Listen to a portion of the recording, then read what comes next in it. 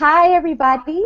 This is Peg Fitzpatrick, and I am here for another Art of Social Media Power User Hangout. And today we have one of our very, very favorite social media power users, Ms. Mari Smith. Say hello, Hi. Mari. Hello, and greetings. Glad to be here. And my co-host, Mr. Guy Kawasaki. Hello. And we are here today to talk to Mari. Mari has several books. This one is one of my favorites, as you can see by the Post-it notes. I color-coded them for Mari's brand color. The New Relationship Marketing. But Mari is best known as a Facebook expert, and she literally does know everything there is to know about Facebook, which is a complicated, ever-changing, vast amount of information to keep up with.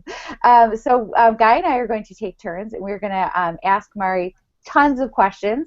So buckle up, stay tuned, and let's get started. Awesome. Mr. Kawasaki? Oh, okay, let's get started. All right. Ask me anything. Yeah. So, Mari, if you buy into the theory that EdgeRank, or whatever they call it now, only 6 or 10% or 5%, some low percentage of the people who have followed you or liked you now see what you do, what's the ramification? Well, first of all, do you believe that? And then second, what's the practical ramifications of that for someone who's trying to use social media, not just to tell people about, births, deaths, pregnancies, and alcohol binges, but using it as a marketing platform?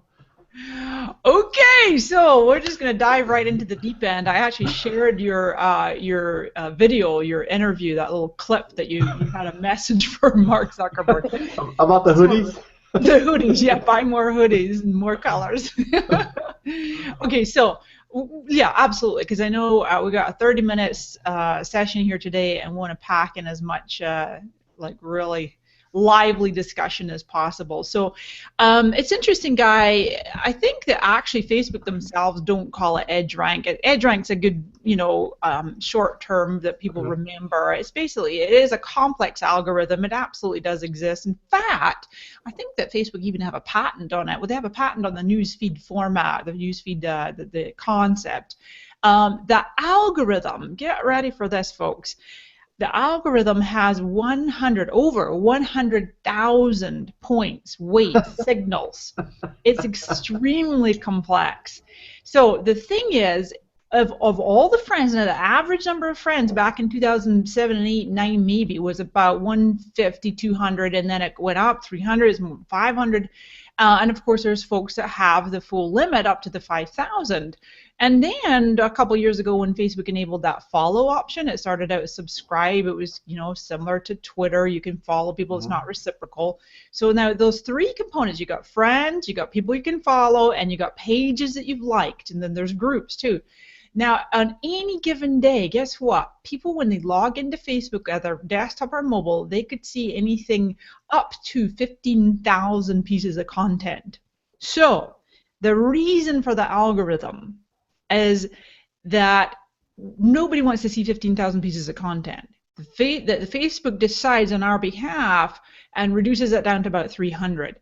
But some of the signals are like who you interact with regularly, number of mutual friends, how recently the content was posted, even things like if you tend to interact with a lot of videos, you will see more videos in your feed from other people. So the algorithm's a good thing, but Guy, I really do agree with you that it's become a bit of a pain in the you-know-what, because people are not seeing a lot of stuff, even from friends. Yeah. Well, and is this algorithm, do any other services use it like this? Because, so if I follow a similar amount of people on Twitter, and let's say I get 40,000 tweets a day because of this, I just make a decision. Maybe I should unfollow some people, or I'll just, whatever. But I don't understand.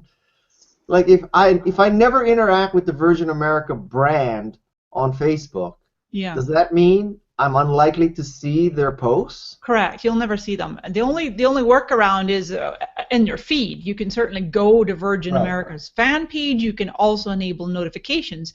Now, I mean, there are similar tools on Facebook similar to Google and to Twitter, that you can make lists. And so, I have a number of friend lists. I also have a number of interest lists. I have one that's got maybe 100 different Facebook marketing sources. I look at several times a day. It's one of the many ways that I keep on top of what's happening with Facebook. And I got to tell you, though, as I'm looking through that, it's amazing how many posts are there with hardly any interaction with them, because everybody's in the same boat. That our organic reach has plummeted on pages because Facebook does want us to pay for ads. But the thing that I'm with you, I'm totally in your camp, Guy, that it's unfortunate that the user is unable to see as the different amounts of personal friend content. I came up with an idea last night. You kind of got me thinking about this with your video interview. Who was it? A Big Think or something like that? My apologies. Okay, Big Think. That what if, instead of maxing out Facebook friends at 5,000, that we all got a little more ruthless and said, you know what, nobody on the planet can really genuinely know and be friends with and be intimate with 5,000 people. Well, there's the Dunbar, right? Really, truly, unless you're a memory expert. Well, you guys are familiar with the Dunbar 150? They've done a study years ago that we could only really be friends with about 150 people. Well, even if you doubled that and said 300, so the friend limit is now 300, and that everybody else would be a follower, so that they could see, people could see, algorithms would be in place to see, public content. But that of the people that you've chosen up to 300 to be mutual friends with, then they would see all your content. That would be nice, wouldn't it? Yeah. So 300, you think, is a magic number, but I got to tell you, for me, all I care about is my wife, Peggy, my daughter, and my dog. I only need 4. Wow, I ranked really high up there. Was that only with Jersey? You're not even including both of your dogs? What's up with that? Only one dog. Only the girls. Okay. Does your dog have a Facebook presence? No. But my pug has a Instagram. Oh, account. yeah. Your pug is very popular on Pinterest and Instagram. But Jersey is not made a segue. I'll have to like even out next time. When I visit Mari, I love to take pictures of Guy's pug because he's just so freaking cute. So back to Facebook. So Facebook, I have a question about how to manage a page and a profile, because I know you kind of have the same challenge. You have a professional page, and then you're trying to balance your personal account, but in reality you have all these other followers and people. Like, before we knew all these changes were going to happen, we friended a lot of people on Facebook that maybe aren't truly friends. So how do you balance your content when you keep all your business stuff on your business page? Do you a little bit of your business stuff on your personal page, or do you keep them straight up separate? Okay, so my ratio roughly is on my personal profile. It's about 90-10, 90% personal and 10% business. And when I say personal, it doesn't mean that nobody cares what I had for breakfast. I do share about my cat, I must admit. I don't say, Guy, I don't tell them that my cat rolled over, but I share interesting things about my cat. In fact, if we can get her in here, and before we finish today, we'll get her on.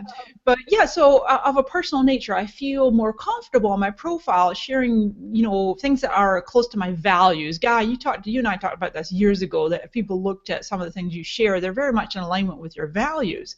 Well, I'm the same way in my personal profile. It's, things like nature and spirituality and personal growth and leadership, things like that. Whereas on my Facebook page, I would say 95% is Facebook marketing tips. Every time I try to even deviate from that and just do something even just like general social media, it just doesn't get quite the same response. So my audience are used to me sharing Facebook marketing tips over there.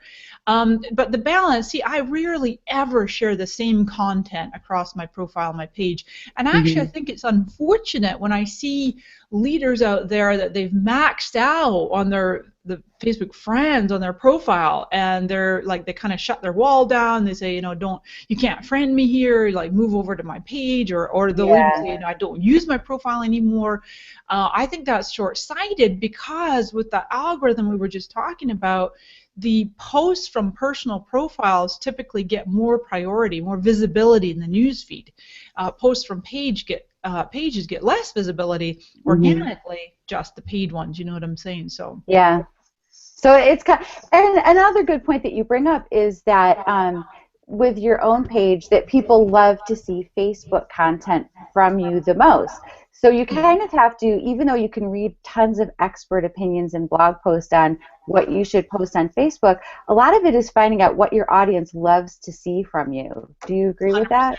100%. Every year I choose a one-word theme as kind of my mantra for the year. And in 2007, it was focus. Follow one course until successful. And I was like a laser beam focused on establishing myself as a Facebook expert. I didn't even talk about anything else. I didn't, I had other interests, or I might have been involved in some other businesses or whatever, but I didn't share about them online. That's all I talked about and taught and shared and wrote about was Facebook. Yeah. I'm very, very passionate about it. It's not like I thought, oh my gosh, that's an opportunity, I'm going to go for it. I absolutely fell in love with the platform. I still love the platform, and Mark Zuckerberg, I think he's an absolute brilliant visionary leader. At the same time, they definitely keep us on our toes. It's challenging. People ask me, about what the future of Facebook is.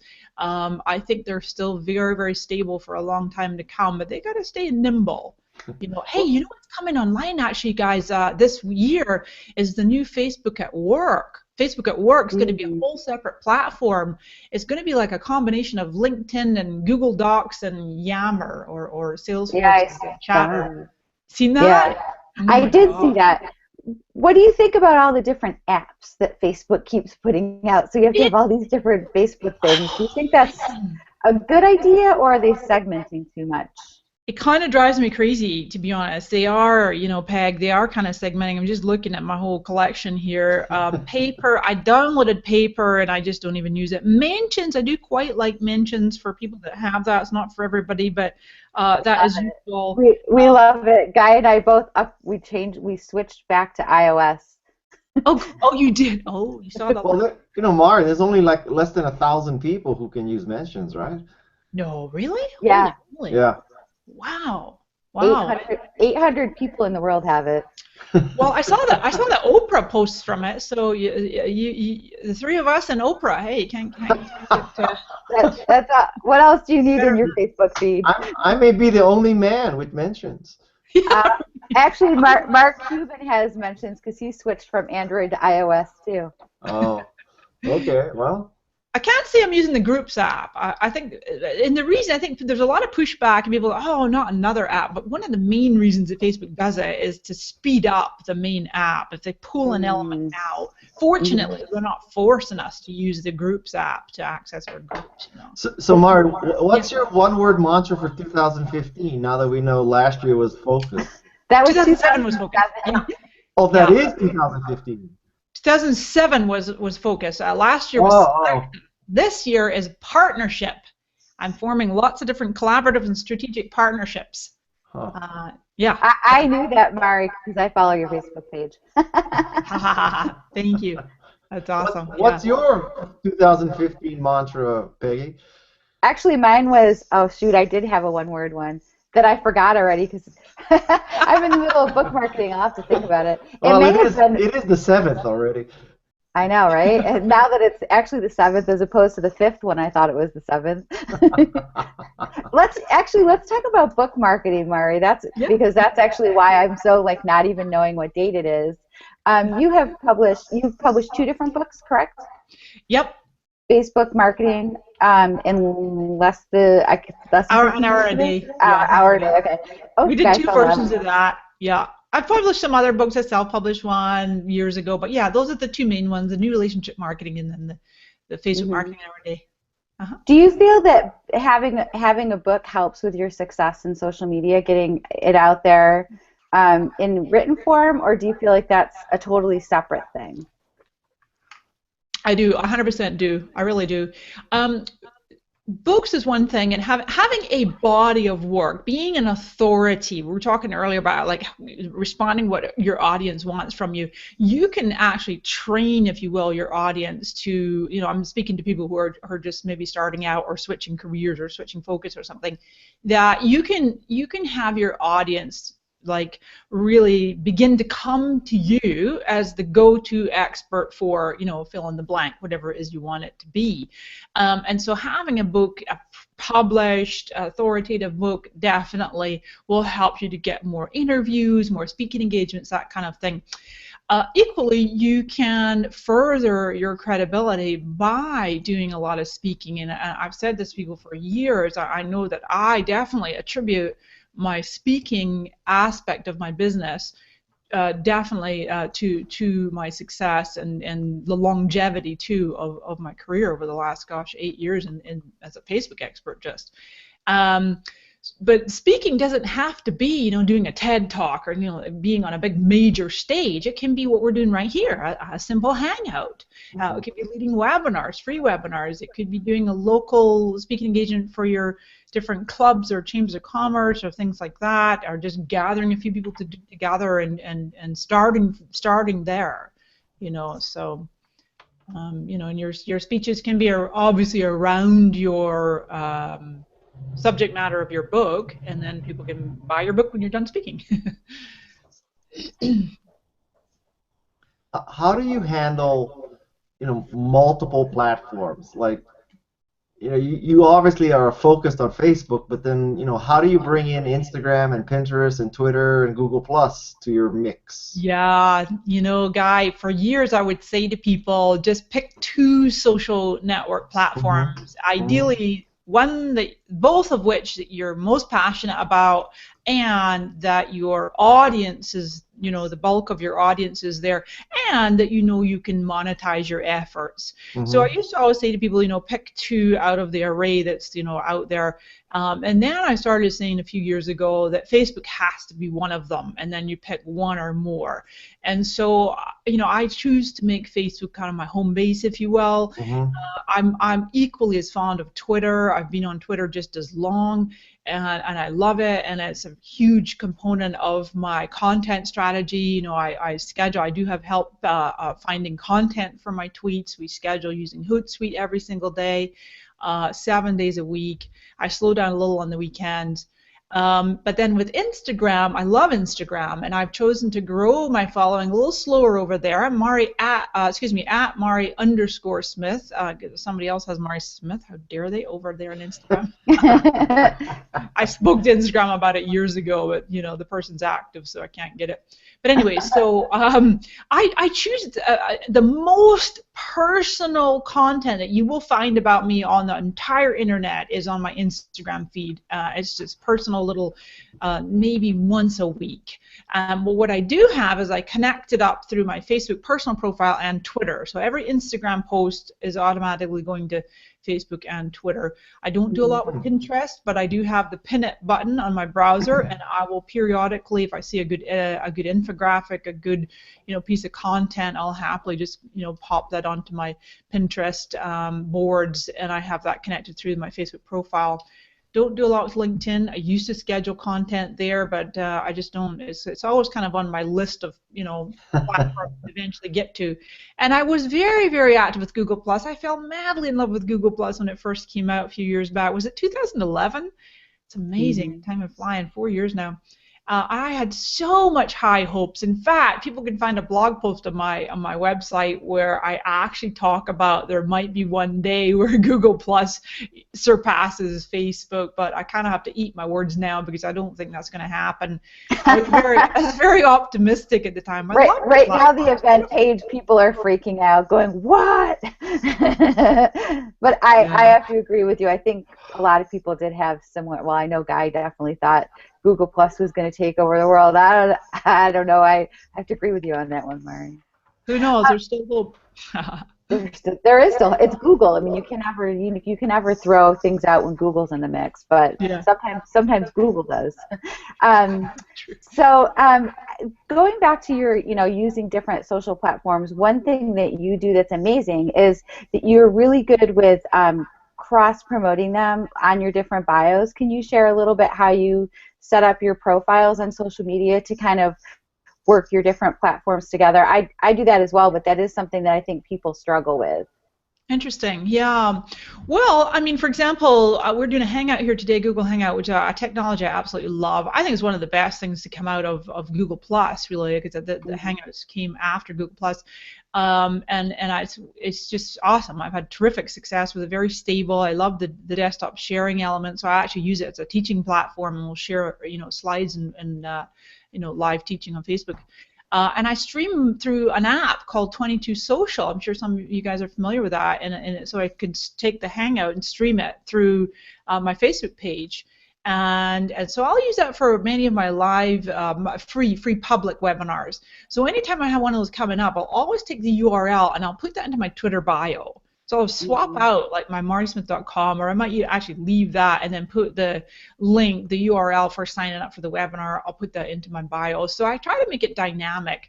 Also, by the way, speaking of dynamic, I use for email signatures, I use WiseStamp. Shout out to WiseStamp.com. It's a wonderful extension that will add an HTML email signature to every email you send out. And now I pull in live my latest tweet, my latest Facebook post, and usually have a banner or a call to action with some kind of monetized link, going to an affiliate link. Right now I'm promoting Social Media Marketing World, our friend Mike Stelzner's conference in March. But usually I'm always thinking strategically, exactly to your point, Peg, about you never know where the eyeballs are going to be. Some people are just diehard Twitter fans and they just rarely get to Facebook, and I totally, I'm fine with that. People can choose what works for them, but I don't want to miss out. If I'm promoting something on Facebook, we want to obviously capture those folks on Twitter. By the way, speaking of Twitter, I am a huge fan, like Guy, of repeating your tweets. In fact, Guy, don't you have a saying that if you see my tweets more than twice, you're on Twitter too much, right? Yes. So I agree. I'm right there with you. And yeah, but Mari, for years, people thought that was the absolute wrong thing to do, and stupid and spammy and, all the evil. I was like the worst person in the world because I recommended that. It took years for people to come around to that thinking. Yeah, definitely. Was it 2008, Guy, when we found that? 2008 when you were talking about that? Mari, you want to talk? You do it in a different manner than Guy does, though. Guy has his blog Holy Cow set up so that automatically is sending out tweets, which who wouldn't use that if they had that technology, that Guy's secret technology. A lot of people would use that. But Mari, you do something more similar to I do, where you'll find popular content that you've tweeted and reshare it. Is that correct? Yeah, absolutely. Yeah. What I do is in Hootsuite, I just have a column set up that is my tweets retweeted, and I just look by the retweet count. Anything with more than 10 retweets will get reposted, republished, probably about 2 more times within the next 10 days, depending on the timeliness of it. Mm-hmm. Yeah. Do you use regular Twitter as well? Because you can't see images on Hootsuite. That's one of the downfalls for me for Hootsuite, is that you can't see the images on the Twitter feed. Oh, yeah, I don't use Hootsuite as my actual platform to respond and read. We only use it as a scheduling tool, quite honestly. Right. I use regular Twitter. I love the Twitter interface. I think they've done a beautiful job, or latest iterations on it. I really enjoy it. The thing, you know what, I actually, shout out for Canva. Obviously, I'm a huge fan of Canva. I use it. Yeah. I use it so often. Whoa, yeah, let's all evangelize Canva. Oh, there it goes, and he's gone. so he's off to make a graphic or something. Yeah. It's so easy to use, and one of the things that I love about it, and I tell all my clients and students, is that it has the templates in there. So if you're looking, to your point, Peg, about making an image for Twitter, that's a different dimension than it is for Instagram, than it is for Facebook. Unfortunately, it'd be lovely if it was this uniform size. Yeah. But I think since we're on this point, I think one of the image sizes that so many people still get wrong is the link preview for when you're sharing a post onto Facebook. And that is actually, if you go to Canva, it's the Facebook ad. They don't have it as a template saying link preview, but it says Facebook ads, the same dimensions, 1200 by 627. So people can create it over there. But then I think it's a Facebook post though that it's 960 by 940. I'm sorry, by 788 is the. I think it's the same aspect ratio. Aspect ratio, right? Yeah. If you're doing an actual image post, yeah. But then Twitter, like even on Instagram, if I post something on Instagram, it'll actually, the preview anyway. You always can click on it and see it. So I love how you two chicks are like geeking out on the pixel dimensions of the optimal social media graphic, and like I don't even know what the number is. I mean, I live for that guy. You know, I just take square pictures and post them. okay. How's that work out? Really good on Instagram. Really, it's perfect for Instagram. It actually used to be perfect on Facebook too, back in the day. And I was expecting them maybe to go back with it more with a Instagram integration when they bought Instagram, but they never. I don't think they're going to do that. Don't you wish they would just all have a meeting someplace and say, okay, from now on, let's all use, Square, or let's all use, 1024 by whatever, right? Yeah. Exactly. God, it would make life so much better. We're not right at our 12:30 mark, but we're getting super close. I wanted to ask Mari a question about blogging, because I know you've had a blog for a long time, and one of your focuses for this year, along with your partnership, was that you were going to try to blog more. Mm-hmm. So where did you get your blog? When did you start blogging? And then do you think that it's having a resurge because you're going to add it back into your mix for next year? I think that blogging should be is a crucial strategy of pretty much every business and every marketer out there. I have struggled with that consistent blogging efforts over the years, to be perfectly honest. Even though I have a backlog, I have a waiting list of people that want to guest blog for me, and periodically we get there. It's just a systematic thing. I just don't have the systems solid enough, and actually another element of it is I'm such a control freak that I refuse to publish anything on my blog unless I've like thoroughly edited it and checked it myself and has the Mari seal of approval.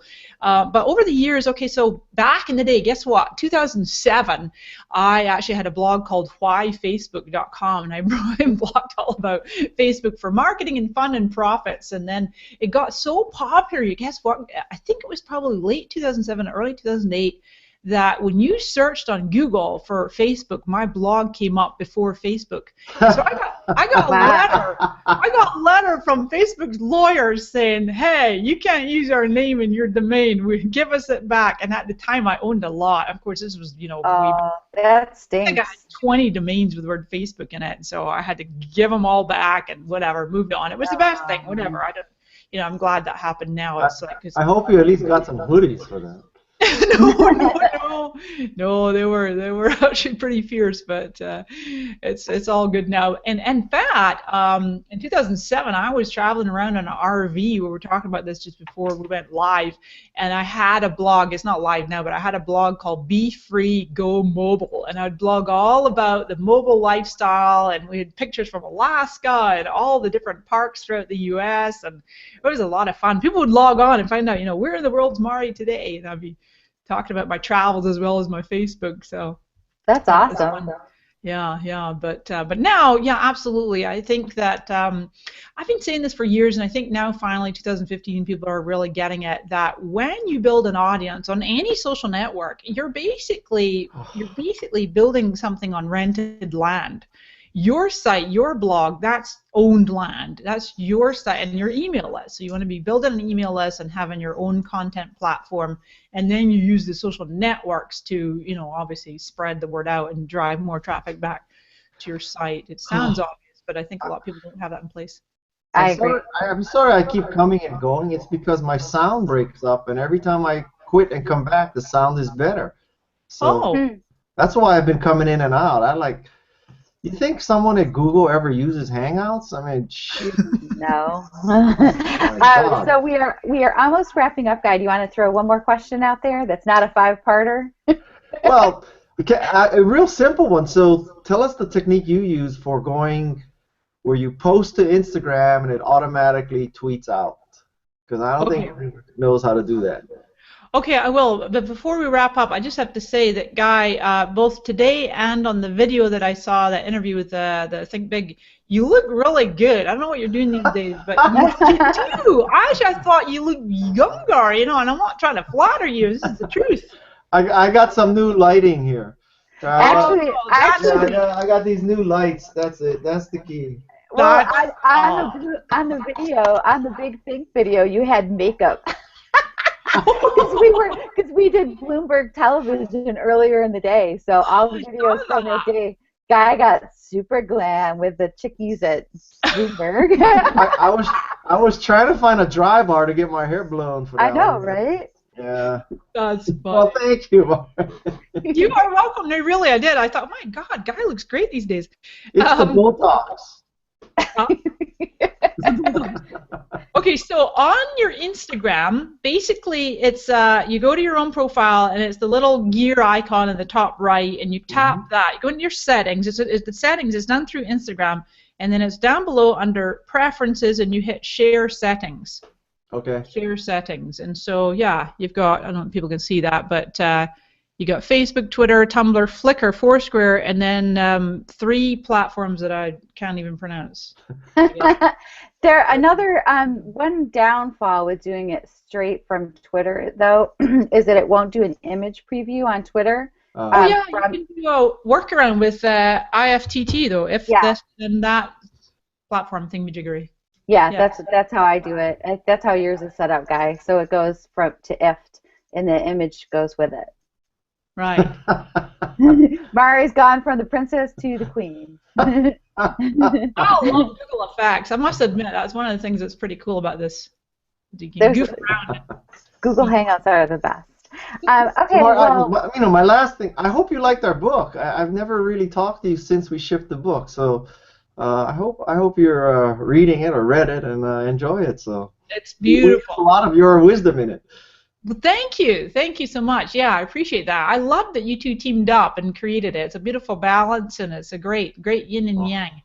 Great for power users, as you say. Power tips. It's fabulous. I highly recommend it. I told my peeps about the webinar today, so I hope they are tuning in. And go get a copy of Guy and Peg's book. It's really, really well written. And in fact, pretty much all the Guy's books, I've always enjoyed his books over the years. I love his style of wriing. Your enchantment book. you missed it all, dropped Mari. off. So many good things to say about you, but Oh my gosh. so. Okay, well, we are going to wrap it up because we are going to keep it at the 30-minute mark. Thank you so much, Mari, for joining us. I will put some links to Mari's things. If you do not circle and follow and like her everywhere, you definitely should. Thank you so much for joining us for this Art of Social Media Power User Hangout. Bye, everybody. Thank you. Thanks so much.